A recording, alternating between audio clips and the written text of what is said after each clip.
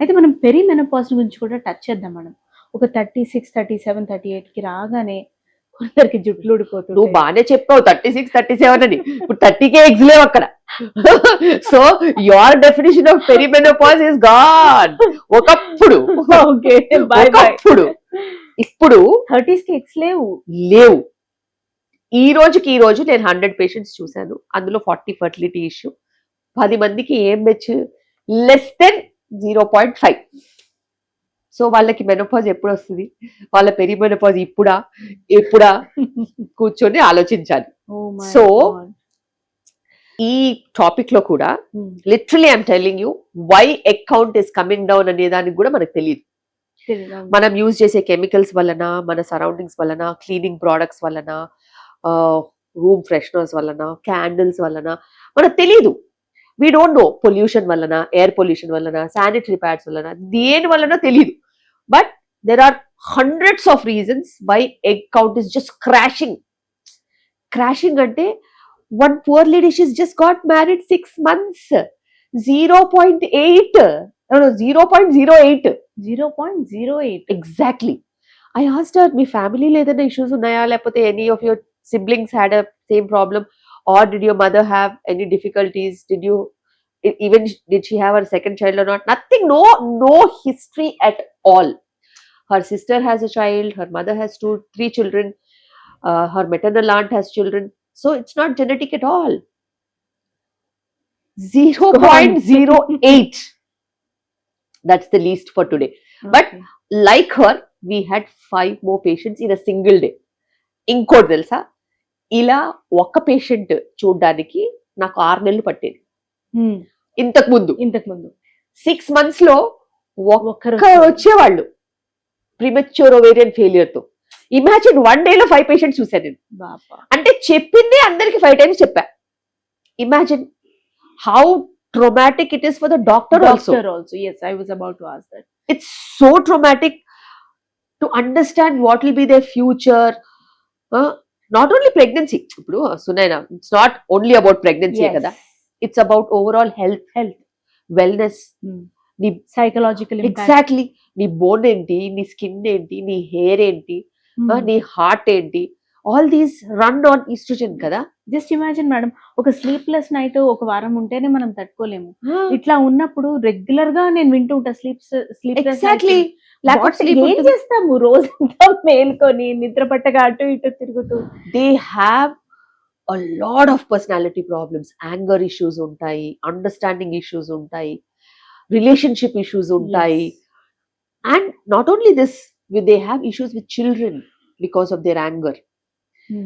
And they also have issues with sleep.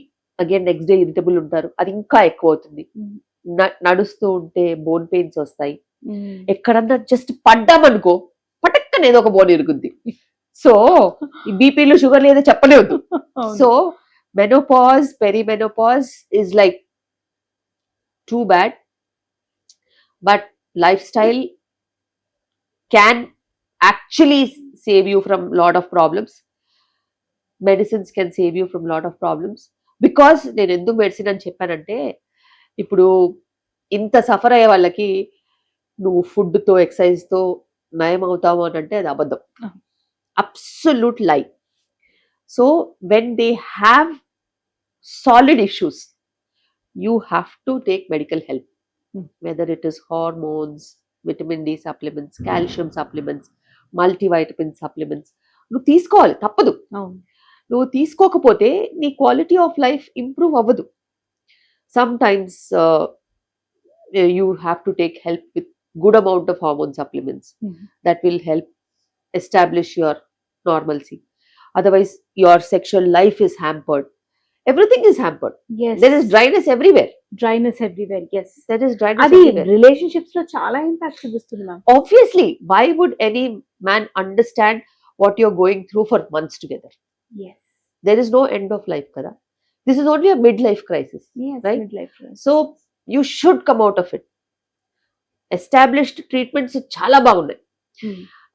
Even for vaginal dryness and all, we have lasers that are giving good results.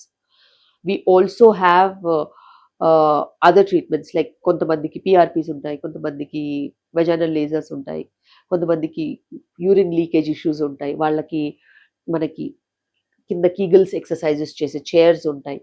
So ఇవన్నీ ఉన్నప్పటికీను there should be a you know inner instinct that you should come forward and take the help. I should come out of the situation, నేను బాగుండాలి అని ప్రతి మహిళ అనుకోవాలి. ఎక్కడ ఆడవాళ్ళు ఆ టైంలో ఎంత జామ్ ప్యాక్ట్ ఉంటారు తెలుసా, చాలా జామ్ ప్యాక్ట్, అన్ని రెస్పాన్సిబిలిటీస్ ఉంటాయి, పిల్లలు చదువులు నడుస్తూ ఉంటాయి, కొంతమంది పిల్లల పెళ్ళిళ్ళు నడుస్తూ ఉంటాయి, కొంతమందికి ఇంట్లో పనులు నడుస్తూ ఉంటాయి, ఏదో కొత్త ఇల్లు ఏదో ఒకటి నడుస్తూ ఉంటుంది, జాబ్స్ లో ఫుల్ పీక్ కెరియర్ లో ఉంటారు, వాళ్ళకి వాళ్ళ టైం తీసుకోవడానికి వాళ్ళకి టైం దొరకదు. కానీ ఒక్కటి మట్టుకు నిజం, if they take time out, కొంచెం టైం తీసుకుని వాళ్ళు గనక బ్యాలెన్స్ చేసుకుంటే క్వాలిటీ ఆఫ్ లైఫ్ బాగుంటుంది. సో క్వాలిటీ ఆఫ్ లైఫ్ మంచిగా ఉన్నప్పుడు నీ రిలేషన్షిప్స్ అద్భుతంగా ఉంటాయి. రిలేషన్షిప్స్, ఫ్యామిలీ, అందరూ బతికే దానికోసమే కదా, రిలేషన్షిప్స్ కోసమే ఉంటాం. ఇట్స్ అల్లుకుపోయి ఉంటాయి కదా, నీ కడుపులో పుట్టిన వాళ్ళు, తోడబుట్టిన వాళ్ళు, husband, in-loss, all these people will not get affected. So మీరు అనేది పెరిమెనోపాజ్ కానీ మెనోపాజ్ కానీ వాట్ ఎవర్ ఇట్ ఇస్, మనలో ఏదైనా ఇట్లా ఎక్స్ట్రీమిటీస్ ఆఫ్ ఎమోషన్స్ ఉన్నప్పుడు first we need to get the self check done. అది మోస్ట్ ప్రయర్ అంటారు. 100%. ఓకే, అయితే ఇప్పుడు ఈ బేబీస్ లేకపోతే ఈ సెకండ్ చైల్డ్ హెల్త్ ఇష్యూస్ ఇన్ని ఉన్నా, ఫర్ ఎగ్జాంపుల్ కొంతమంది ఉమెన్ కి హెర్నియా ఉంటుంది మేడం, మజిల్ ఇంజరీస్ ఉంటాయి, ఇంకేవో రకరకాలు, వాళ్ళ హెల్తే సపోర్ట్ చేయదు. యాజ్ అ డాక్టర్ మీకు తెలుస్తుంది, another child no no no this body cannot support అని మీకే అర్థమైన సినారియోస్ ఉంటుంది. స్టిల్ ఆ ఉమెన్ ఇష్టానికి వ్యతిరేకంగా ఫ్యామిలీ ఫోర్స్ చేస్తుంటారు. అయితే చైల్డ్ అయినా ఉండాలని, లేకపోతే సెకండ్ చైల్డ్ ఉండాలని. Pregnancy, bearing a child, motherhood అనేది ఉమెన్స్ చాయిస్ అని ఎప్పుడు అర్థమవుతుంది? అది ఉమెన్స్ చాయిస్ అయినా first? Being a mother is definitely a women's choice. Okay, women's choice. కానీ ఒకప్పుడు పక్క వాళ్ళు ఫోర్స్ చేసేవాళ్ళు, ఇప్పుడు women are also forcing themselves. అసలు నువ్వు యాక్చువల్లీ ఈ జస్ట్ 2 days బ్యాక్ ఒక సెకండ్ టైం మదర్ని మేము డెలివర్ చేసాం. ఫస్ట్ టైం సెక్షన్ అయింది, సెకండ్ టైం నేను నార్మల్ ట్రై చేస్తాను అంటే ఒకసారి చేద్దాంలే ట్రై అనేసి నార్మల్ ట్రయల్ పెట్టాము. బట్ నాకు కాంట్రాక్షన్స్ బాగా వస్తున్నాయి, నా వల్ల కాదు అంటే ఒకసారి పొజిషన్ చూస్తే బేబీ పొజిషన్ కూడా ఇలా చేయి, ఒకటి ఇట్లా హ్యాండ్ ఇట్లా ఉంటే సరే వద్దులే ఇది అవ్వదు, పొజిషన్ సరిగా లేదని చెప్పి డెలివర్ చేసాము. డెలివరీ చేసిన తర్వాత డెలివరీ చేసేటప్పుడే బేబీకి నార్మల్గా క్రై రాలేదు. ఎందుకు రాలేదో తెలియదు, ఎందుకంటే అప్పుడే పుట్టింది బేబీ కదా, మాకు కూడా ఏం తెలుస్తుంది క్రై ఎందుకు రాలేదు. అప్పటిదాకా హార్ట్ బీట్ అంతా బాగానే ఉంది. దాని తర్వాత డెలివరీ చేస్తే క్రై రాలేదు. క్రై రాకపోతే సరే మన ఎన్ఐసి వాళ్ళు చూసుకుని వాళ్ళకి చెప్పారనమాట, హార్ట్లో ఏదో చిన్న హోల్ ఉంది, దానివల్ల బ్యాలెన్స్ అవ్వలేదు, ఏదో ప్రాబ్లమ్స్ ఉన్నాయి, అది మేనేజ్ చేస్తామని అన్నాం. అయితే ఇటుపక్క ఈవిడికి చూస్తే ఏంటంటే ఒక ప్యాచ్ ఆఫ్ యూట్రస్ లేదు. ప్యాచ్ ఆఫ్ యూట్రస్ లేదా? ఎగ్జాక్ట్లీ. సో మనము యూట్రస్ ఇట్లా ముందు వైపు ఉంటుంది కదా, అందులో ఒక 1/4 లేదు. అంటే లాస్ట్ టైం డెలివరీ అప్పుడు మేబీ ఆమెకి బ్లడ్ లాస్ అయ్యో లేకపోతే యూట్రస్ కాంట్రాక్ట్ అవ్వకుండా మీకు తెలియదు, చాలా రీజన్స్ లో సూచరింగ్ చేసేటప్పుడు ఏదైనా ఒక పార్ట్ ఆఫ్ యూట్రస్ డ్యామేజ్ అయి ఉంటుంది. సో బేబీ ఏమో చిన్నగా పెరుగుతుంది కదా, 2.5 kg బేబీ స్లోగా గ్రోయింగ్ కాబట్టి ఏం కాదు. నేను అదంతా రిపేర్ చేసిన తర్వాత నేను ఆమెకు చెప్పాను, అమ్మ నువ్వు మళ్ళీ ప్రెగ్నెంట్ అవ్వద్దు ప్లీజ్, ఇది చాలా డిఫికల్ట్గా ఉండింది. ఇలా సిజేరియన్స్లో నిజంగా అన్ని సిజేరియన్స్ ఒకేలాగా ఉండవు, అన్ని సిచ్యువేషన్స్ ఒకేలాగా ఉండవు. సో సిజేరియన్స్ అనేవి ఇట్లా కామన్గా చేశారు తప్పితే పెంట చేస్తారు సిజేరియన్స్లో కూడా. ప్రాబ్లం కదా, it's obviously operation and me suture, అది హీల్ అవ్వలేదనుకో ఇలా ప్రాబ్లమ్స్ ఉంటాయి. నేను చెప్పాను నెక్స్ట్ ప్రెగ్నెన్సీ క్వశ్చనే లేదు, దెర్ ఇస్ ఆల్మోస్ట్ ఒక 1/4 ఆఫ్ యాంటీరియర్ వాల్ అంటాము, అది లేదమ్మా. Somehow I could manage suturing, చాలా పల్చగుండు, చాలా అంటే చాలా పల్చగుండు, పేపర్ కూడా ఇంకా చాలా బెటర్. సో డెలివరీ అయిపోయిన తర్వాత అంతకుముందు స్కాన్లో అంతా బాగానే ఉండింది, ఎందుకంటే మనకు చూసుకుంటే కొంచెం తిక్కగా అనిపించింది, లేదు పేపర్ లాగా ఉంది, మళ్ళీ ప్రెగ్నెంట్ అవుతుంది. మేరకు బేటీ హోనా అంటే నేను ఏం చేయాలి అంటే పక్కన వాళ్ళ ఇన్ఫ్లుయెన్స్ కాదు, ఆమెదే.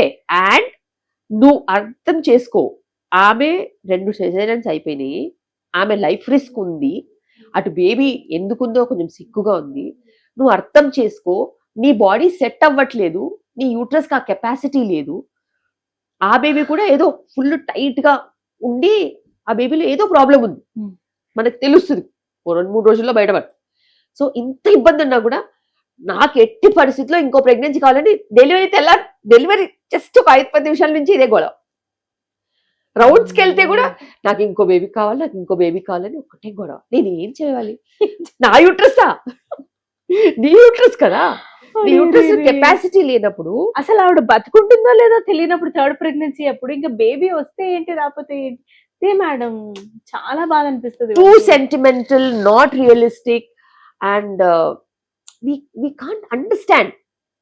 Yes. పాత ఆబ్స్టెట్రిక్స్ కాదు సునైనా, ఇప్పుడు పాత ఆబ్స్టెట్రిక్స్ కానే కాదు. అసలు ఎన్ని కొత్తవి సినారియోస్ వస్తున్నాయి తెలుసా? బికాస్ వీళ్ళు తెచ్చుకుంటున్నారు అవన్నీ. Traditional food practices, traditional living practices పోయి కొత్త లైఫ్ స్టైల్ ప్రాక్టీసెస్ వచ్చిన తర్వాత మాకు కూడా ఛాలెంజింగ్ గా ఉంది. బికాస్ ఇట్స్ మనకి ఎప్పటి నుంచో చెప్తున్నారు, తరతరాలుగా చెప్తున్నారు పునర్జన్మ అని డెలివరీ. ఇప్పుడు ఒప్పుకోరు ఎవరు. నాకు మంచిగా ఉండాలి, ఒక మంచి రూమ్ ఉండాలి, ఒక మంచి డెలివరీ ఉండాలి, ఒక మంచి అవుట్కమ్ ఉండాలి, ఫ్యాన్సీగా బేబీ మంచిగా ర్యాప్ అయి చేతిలో రావాలి, నా డబ్బు ఉంటే ఏదైనా కొనొచ్చు అనుకుంటున్నారు. కానీ కాదు, డబ్బు ఉంటే ఇప్పుడు వచ్చేది రోగాలే. 100% ఇప్పుడు డబ్బున్న వాళ్ళకి వచ్చేది రోగాలే. బికాస్ వాళ్ళు రోజు రోగాలు కొనుక్కునేలాగా బతుకుతున్నారు కాబట్టి. ఎస్. అండ్ అది వాళ్ళు అర్థం చేసుకోవట్లేదు. అండ్ ఇంత కష్టంగా చాలా మంది ఆబ్స్టెట్రిక్స్ నుంచి వెళ్ళిపోతున్నారు.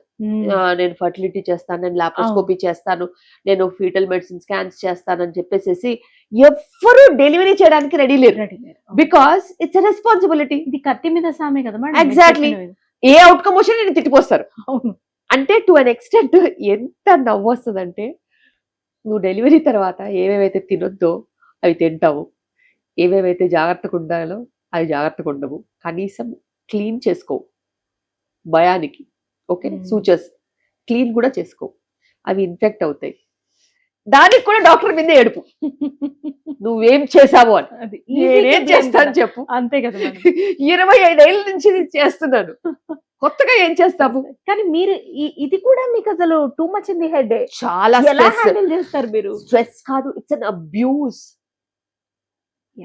ఎలా తిడతారో నీకు తెలీదు. అయ్యో, 10 మంది అలా వచ్చి తిడతారు. ఏది?